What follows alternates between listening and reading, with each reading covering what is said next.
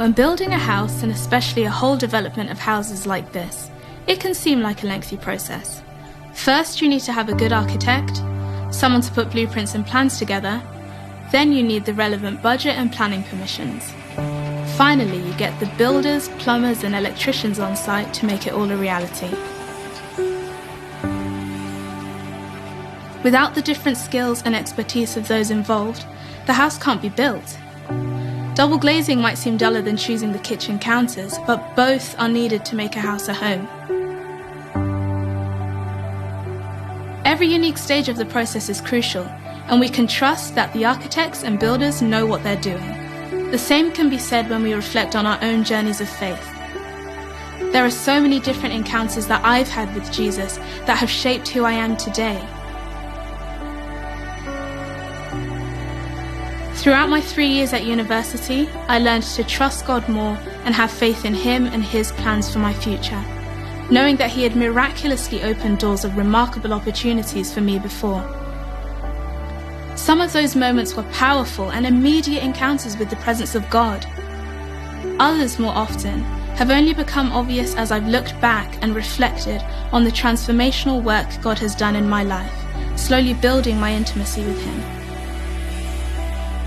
Those unseen moments have sustained and established my faith just as much as the more obvious encounters, perhaps at church or a Christian event. It would be unhelpful for me to compare the things God has done in my own life, ranking some moments as more valuable than others, just as it would be unhelpful to compare them to what God's done in other people's lives. Comparison risks dismissing the wonderful things God is doing in and through all of us. When we look at the Gospels, we see many different people encountering Jesus, and the ways they meet with Him are just as varied as the people themselves. Two great examples are Nicodemus and the woman who'd been bleeding for many years. Jesus meets Nicodemus at night. The encounter is unseen, and we don't know what impact it has on Nicodemus until after Jesus' death, when we read that he helps with Jesus' body.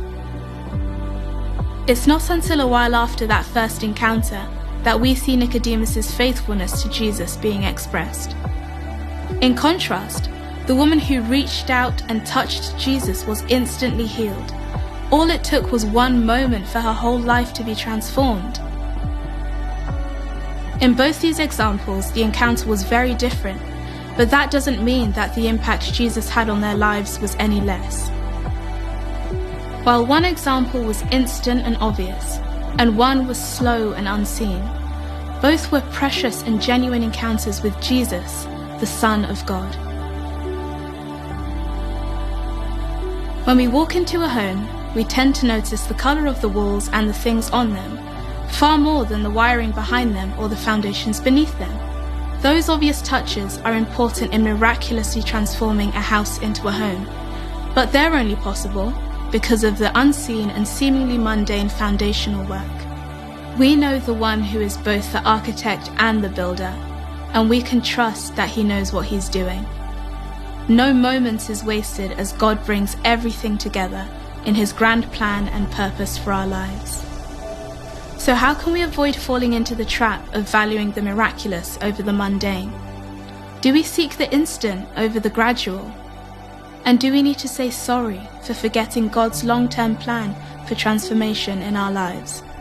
Let's be people who choose to value every encounter we have with God, recognizing each moment as God building his kingdom in and through us.